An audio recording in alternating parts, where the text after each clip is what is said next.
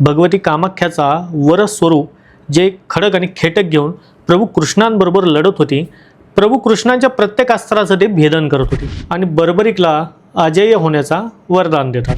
हारे का सहारा खाटूश्याम हमारा, या बर्बरिकने भीमसेनलाच उचलून पकडले होते आणि पळत जाऊन समुद्रामध्ये फेकून द्यायला सुरुवात करणार होते। तत्क्षणी तिथे भगवान आदिनाथ म्हणजे महादेव सुद्धा प्रकट झालेले होते। ओम सतनमो जय गुरुजी कॉलेज बड़े दादा गुरु चैतन्य श्री सद्गुरु महावीर चंद्रनाथ साहब कॉलेज चैतन्य श्री सद्गुरु शंभूज्योती गुरु गोरखनाथ बाबा कॉलेज नवनाथ 84 लोकादेश अलख निरंजन आदेश। आजच्या विशेष भागामध्ये आपण महाभारतातील एक अजेय आणि धुरंधर असे पात्र बर्बरिक याबद्दल माहिती घेणार आहोत। पर्सनली मला सुद्धा महाभारतामध्ये जेवढे योद्धे आहेत त्या योद्ध्यांमध्ये प्रभू कृष्णांच्या नंतर प्रिय असलेल्या कॅरेक्टरमध्ये बर्बरिक हे मला विशेषतः आवडतात। तुम्ही म्हणाल असे बर्बरिकमध्ये काय आहे? मुळामध्ये बर्बरिक हा कुणाला समजलेलाच नाही आहे किंवा बर्बरिक हे जे कल्याणकारी कशा रीतीने सिद्ध त्यावेळेसही होते आणि आजही होत आहेत, हे कशा रीतीने आहेत ते आज आपण समजून घेणार आहोत। सर्वप्रथम आता समजून घेऊयात की बर्बरिक हे नक्की होते कोण। 5 पांडव आपल्या सर्वांना माहिती आहेत। बेसिकली विचार केला तर महाभारतामधले 5 पांडव प्रभू कृष्ण, द्रौपदी, कुंती आणि कौरवांमधले युधिष्ठिर, शकुनी या अनुषंगाने बेसिकली मेन कॅरेक्टर आपल्या सर्वांना माहिती असतातच। पण 5 पांडवांच्या नंतर सुद्धा असेही काही महान योद्धे महाभारतामध्ये होऊन गेले जे सहजगत्या इतरांना समजलेले नाहीत किंवा इतरांपर्यंत ते पोहोचलेले नाहीत। त्यातीलच एक अजेय योद्धा म्हणजे बर्बरिक होते। आता बर्बरिकांची उत्पत्ती कशी झाली ते आपण समजून घेऊयात। 5 पांडवांमधले भीम यांचा विवाह होतो हिडंबा नामक एका राक्षसिनीशी। हिडंबाचे मंदिर आज सुद्धा शिमला म्हणजे काश्मीर या विभागामध्ये आहे बरं का। या विभागामध्ये असलेले हिडंबा देवी टेम्पल, तिथे असलेले किंवा तिथे केले जाणारे तंत्र साधना या आज सुद्धा ताकदीने किंवा पॉवरफुल या सिद्ध सुद्धा होतात।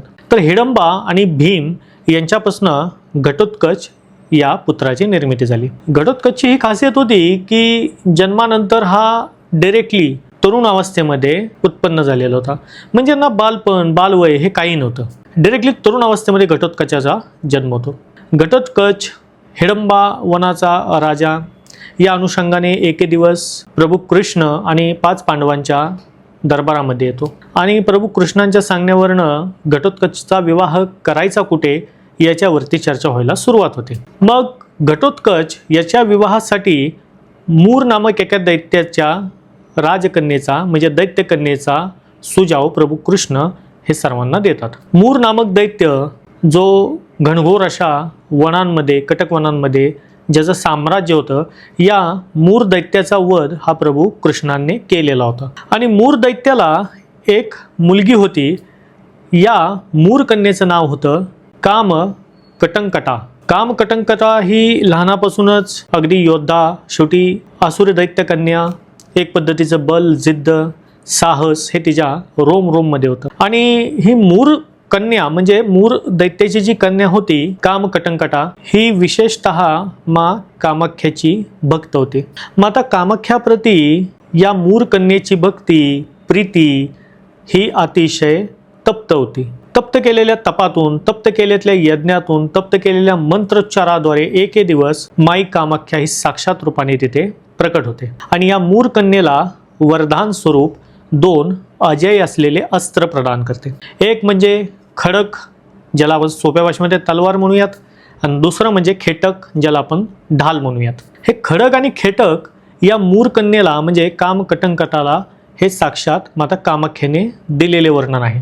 कामाख्या मातेचा यांना आशीर्वाद होता या मूर कन्येला की जोपर्यंत तुझ्या हातामध्ये ही ढाल आणि तलवार म्हणजे हे खडक आणि खेटक हे जोपर्यंत तुझ्या हातात आहे, जोपर्यंत हे हातात धरून तू युद्धामध्ये असशील तोपर्यंत कुठलाही योद्धा 3 लोकातील तुला हरवणार नाही। या वरदानाच्या जोरावरती एके दिवस प्रभू कृष्ण आणि या मूर कन्येचे युद्ध होते। आपल्या वडिलांना कृष्णाने मारलेला आहे याचा राग तिच्या मनामध्ये होता, त्यामुळे कृष्णावरती ही मूर कन्या जी भगवती कामाख्याचा वरस स्वरूप जे खडक आणि खेटक घेऊन प्रभू कृष्णांबरोबर लढत होती, प्रभू कृष्णांच्या प्रत्येक अस्त्राचं ते भेदन करत होते। शेवटी प्रभू कृष्णाने सारंग नामक जो त्यांचा धनुष्य आहे त्याच्यातून बाण चालवायला सुरुवात केली।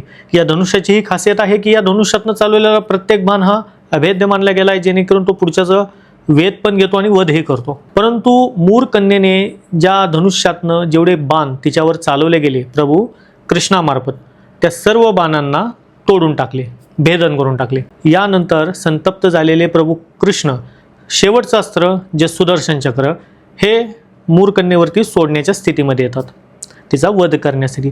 तत्क्षणी तिथे माता कामाख्या प्रकट होते आणि प्रभू कृष्णांना सांगते की जे खडग आणि खेटक या अस्त्राद्वारे ही मूर कन्या जे युद्ध तुमच्या समवेत करत आहे जनार्दना, हे अभेय आहेत, हे अभेद्य आहेत आणि हे अजय आहेत. यांना कोणतीही भीती नाही, हे कधीही हरणार नाहीत आणि कधीही तुटणारे नाही आहेत, का तर यांना वरदान माझं आहे.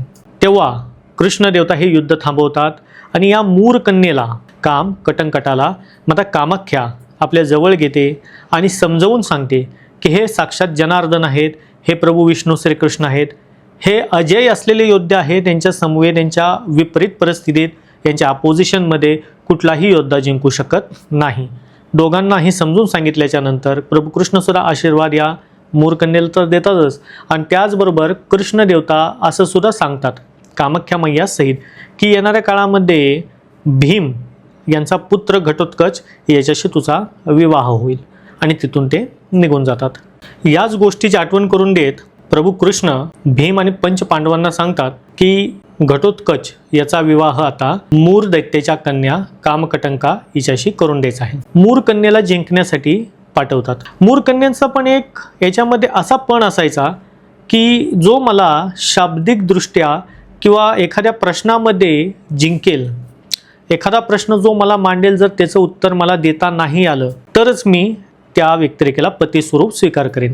या अनुषंगाने अनेक दैत्य रती महारथी मूर कन्येला यापूर्वी जिंकण्यासाठी आले, त्या सर्वांना या मूर कन्येने ठार मारले. मग एके दिवस घटोत्कच हे प्रभू कृष्णांच्या पांडवांच्या सांगण्यावरून यांचा आशीर्वाद घेऊन या मूर कन्येला जिंकण्यासाठी येतात आणि एक प्रश्न घटोत्कच या मूर कन्येला विचारतो, ज्याचं उत्तर मूर कन्या देऊ शकत नाही. मग आपण हारत आहोत, बाजी आपल्याकडनं जात आहे हे पाहता ही मूर कन्या खडग आणि खेटक हे घेण्यासाठी धावते. त्या क्षणीच घटोत्कच आपल्या बल पराक्रम या साहसाच्या जोरावरती या मूर कन्येला एका जागी थांबवून ठेवतो, स्तब्ध करतो, शक्तिविहीन करतो. तेव्हा ही मूर कन्या घटोत्कचला स्वतःचा पती म्हणून स्वीकार करते. ही एकंदरपणे घटोत्कच आणि मूर कन्या या दोघांच्या विवाहाची कहाणी आहे. कालांतरानंतर घटोत्कच आणि या मूर कन्या यांच्यापासून एक दिव्य स्वरूपी सूर्यासमोर तेज असलेला बाल सूर्याप्रमाणे असलेला एका पुत्राची निर्मिती होते, जो पुत्र घटोत्कचप्रमाणेच जन्मतःच युवा पिढीमध्ये अवस्थेमध्ये जन्म घेतो आणि तोच पुत्र म्हणजे बर्बरिक आहे. आता बर्बरिक हा जन्मताच युवावस्था, अतिशय पराक्रमी, कारण साक्षात यांची आई म्हणजे बर्बरिक यांची आई ही मूरकन्या, जिला साक्षात मा कामाख्या प्रसन्न, यांचे वडील हे घटोत्कच जे साक्षात भीमपुत्र. त्यामुळे बर्बरिक हा असतानाच प्रभावशाली, ताकदवर, अतिशय पराक्रमी आणि शीघ्रकोपी होता. या बर्बरिक हे नाव या घटोत्कचने म्हणजे यांच्या वडिलांनीच दिले होते. बर्बरिक याचे जे केस होते हे बर्बरिक होते, म्हणजे घुंगराळू हिंदी भाषेमध्ये आणि आपल्या मराठी भाषेमध्ये कुरुळे. या घुंगराळू असलेले केसांमुळे याचं नाव याच्या वडिलांनी हे बर्बरिक ठेवले. बर्बरिक हा युवावस्थेत जन्मलेला, कालांतरानंतर प्रभू कृष्णांच्याच आज्ञेवरून दैवी शक्तीच्या प्राप्तीसाठी हा वनामध्ये तपश्चर्याला जातो. महिसागर नामक एका गुप्त क्षेत्रामध्ये प्रभू कृष्णाच्या सांगण्यावरनं बर्बरिक तपश्चर्याला गेलेलं वर्णन आपल्याला पाहायला मिळते. बरं, आता या महिसागरमधल्या गुप्तवनामध्ये अशी काय खासियत होती जिथे बर्बरिकला अतिशय पराक्रमी आणि महान अशी शक्ती 3 बाण हे हासिल झाले. या गुप्त क्षेत्रामध्ये पूर्वीच्या काळी नारद ऋषींनी नवदुर्गेची स्थापना आणि नवदुर्गेचं पूजन अनुष्ठान केलेले वर्णन प्रभू कृष्ण या बर्बरिकला सांगतात. नारद मुनींनी एकेकाळी नवदुर्गेंना प्रसन्न याच गुप्त क्षेत्री केले. जो वरदान त्यांना हवा आहे तो सुद्धा या नवदुर्गेंनी त्यांना दिला आणि या ठिकाणी अजूनही नवदुर्गा या साक्षात रूपाने तिथे विराजमान आहेत असं प्रभू कृष्णांनी बर्बरिकला सांगितले आणि तू स्वतः तिथे जावे आणि नवदुर्गेला प्रसन्न करावे असं कृष्णांनी बर्बरिकला उद्देशून सांगितले. तेव्हा बर्बरिक या गुप्त क्षेत्री गेले आणि 3 वर्ष बर्बरिकने नवदुर्गेचे पूजन 3 समयांमध्ये अहोरात्र केलेले वर्णन सुद्धा आम्हाला पाहायला मिळते. 3 वर्ष 3 समय बर्बरिकने नवदुर्गा पूजन करून साक्षात रूपाने जगदंबेला प्रसन्न केले, नवदुर्गेला प्रसन्न केले. नवदुर्गा तिथे प्रसन्न होतात आणि बर्बरिकला अजेय होण्याचा वरदान देतात आणि असे बल देतात, असे साहस प्रदान करतात, तिन्ही लोकांमध्ये कुणाकडे नसेल अशा पद्धतीचा वरदान आणि 3 अस्त्र या देवींनी दिलेलं वर्णन आम्हाला तिथे पाहायला मिळते. आता हे 3 अस्त्र काय आहे हे तुम्ही सर्वांनी महाभारतामध्ये पाहिलेलं असेल. बर्बरीकडे असे 3च अस्त्र होते, 3 बाण होते. जर एकावर एक प्रेरित केले तर एका जागी शत्रूला थांबवून अचूक शत्रूचा वेध घेऊन अचूक शत्रूला ते मारून टाकत असायचे. हे 3 बाण असे बर्बरीकडे होते आणि असे 3 बाण हे महाभारतातल्या कोणत्याही योद्ध्याकडे नव्हते. वर्णन असे येते की कृष्णाने बर्बरीची परीक्षा पाहायला बोलवले, झाडावरती बाण मारायला लावले, झाडावरती अचूक असलेल्या पानावरती ते बाण लागले, झाडावर तेवढेच पान खाली पडले. म्हणजे यावरून कृष्णाने सुद्धा ओळखले होते की जे अस्त्र बर्बरीकडे आहेत हे अस्त्र जर चालवले गेले तर महाभारत हे तर घडणारच नाही, अगदी एका मिनिटामध्ये हे सर्व महाभारत संपून जाईल. आणि याहून एक बर्बरीचा विचित्र नियम होता. महाभारतामध्ये बर्बरीक हा कोणत्याही एका पक्षाकडनं लढणार नव्हता. त्याचा पण होता की कौरव आणि पांडव हे ज्यावेळेस युद्ध करतील त्यावेळेस जी टीम, जो पक्ष कुंकुवत दिसेल तो त्या पक्षाच्या बाजूने लढायला उभे राहील. म्हणजेच कौरव जर वीक पडले, कुंकुवत झाले तर हा कौरवाच्या बाजूने पांडवांच्या विरोधात लढणार, आणि जर पांडव वीक किंवा कुंकुवत झाले तर हा परत पांडवांच्या बाजूने जाणार आणि कौरवांच्या विरुद्ध लढणार. मग अशानंतर युद्ध संपणार नाही हे कृष्ण महाराजांनी ओळखले, कृष्णाने ओळखले. तत्क्षणी कृष्णाने सुदर्शन चक्राद्वारे बर्बरीकचं मुंड हे छाटून टाकले, शिरच्छेद केला. शिरच्छेद केल्याच्यानंतर बर्बरीक याने प्रभू कृष्णांना विनंती केली की हे जनार्दन, हे कुरुक्षेत्रामध्ये हे होणारे युद्ध मला पाहायची इच्छा आहे, तर तुम्हाला असं स्थान दे जिथे मला हे युद्ध पाहता येईल. तेव्हा प्रभू कृष्णाने एका डोंगरावरती बर्बरीकचं शिर हे लटकून ठेवले आणि त्या डोंगरावरती असलेले शिर ज्याद्वारे बर्बरीकने हे संपूर्ण कुरुक्षेत्रामध्ये चाललेले महाभारत हे युद्ध हे पाहिलेले आहे. ही कथा खऱ्या अर्थी महाभारतासाठी बर्बरीकची येते.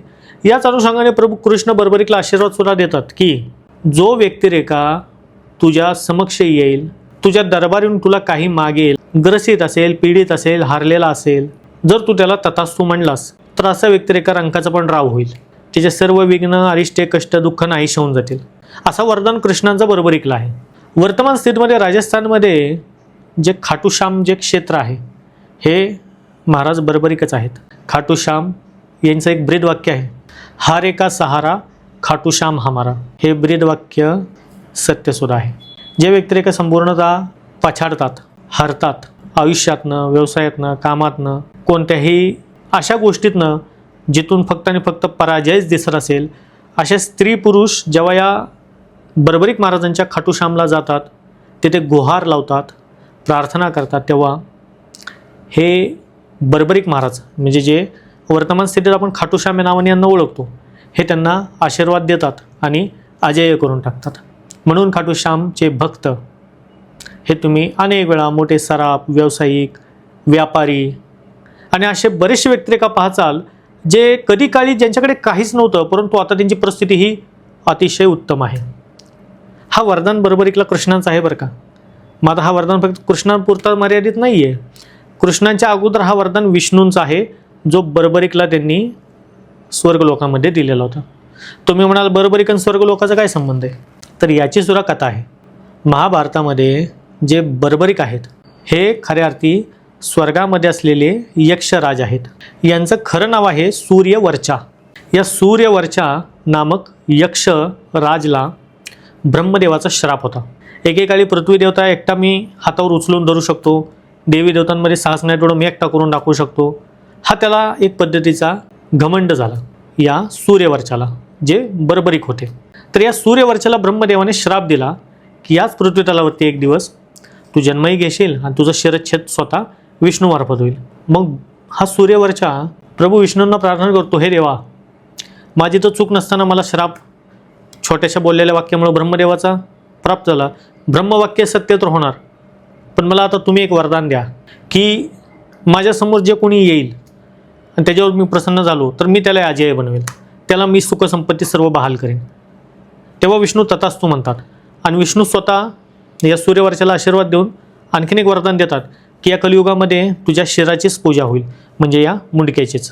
म्हणून या विष्णूंचा सुद्धा वरदान या सूर्यवर्चाला आहे. आणि हे सूर्यवर्चा महाभारतामधले बर्बरिक आहेत। या अनुषंगाने आपण आजपर्यंत हे समजून घेतलं की कर्ण हा अजय योद्धा होता, कर्णावरती अन्याय झाला, पण त्याचबरोबर बर्बरिकसुद्धा आपण बऱ्याच वेळा विसरतो की बर्बरिक हा सुद्धा असा योद्धा होता, अजय होता, ज्याने एकेकाळ भीमसेन म्हणजे बर्बरिकचा आजोबाच, बर्बरिकचे वडील घटोत्कच आणि घटोत्कचचे वडील हे भीमसेन हे एक दिवस समुद्रामध्ये आंघोळ करण्यासाठी उतरले असताना बर्बरिक आणि यांची ओळख नव्हती, तर यांनी समुद्रामध्ये आंघोळ करताना दूषण लावले। या रागाच्या भरामध्ये भीमाबरोबर युद्ध केले, भीमसेनबरोबर, आणि हा युद्धाचा प्रताप एवढा तीव्र होता बर्बरिक आणि भीमसेनचा, या बर्बरिकने भीमसेनलाच उचलून पकडले होते आणि पळत जाऊन समुद्रामध्ये फेकून द्यायला सुरुवात करणार होते। तत्क्षणी तिथे भगवान आदिनाथ म्हणजे महादेव सुद्धा प्रकट झालेले होते आणि बर्बरिकला आजोबा आणि नातूची ओळख, आजोबा आणि नातूची भेट हे महादेवाच्या कृपेने झाली होती, असं सुद्धा वर्णन पाहायला मिळते। म्हणजे हजारो हत्तींचं बळ असलेला भीम, या भीमांना सुद्धा, या भीमसेनला या बर्बरिकने दोन्ही हातामध्ये पकडून समुद्रामध्ये फेकून देण्यासाठी उडी घेतलेली होती, एवढी ताकद बर्बरिकमध्ये होती। त्यामुळे बर्बरिक निश्चितपणे महान योद्धा, अतुलित आणि अशा पद्धतीचा अजय योद्धा की जो योद्धा युद्धामध्ये न उतरता जो खऱ्या अर्थी अमरसुद्धा झाला। त्यामुळे या बर्बरिक म्हणजेच खाटूश्याम, वर्तमान स्थितीमध्ये खाटूश्याम जे राजस्थानमध्ये आहेच आहे, या बर्बरिक महाराजांना मनापासून आदेश करतो आणि आजच्या भागामध्ये जी मी माहिती सांगण्याचा प्रयत्न केला हा निश्चितपणे तुम्हाला आवडलेला असेल हा विश्वास व्यक्त करतो। चॅनलला नवीन असेल तर चॅनलला सबस्क्राईब करायला विसरू नका। भेटूया नवीन माहितीसह नवीन व्हिडिओमध्ये, तोपर्यंत सर्वांना सतनाम आदेश गुरुजी को आदेश, अलख निरंजन आदेश।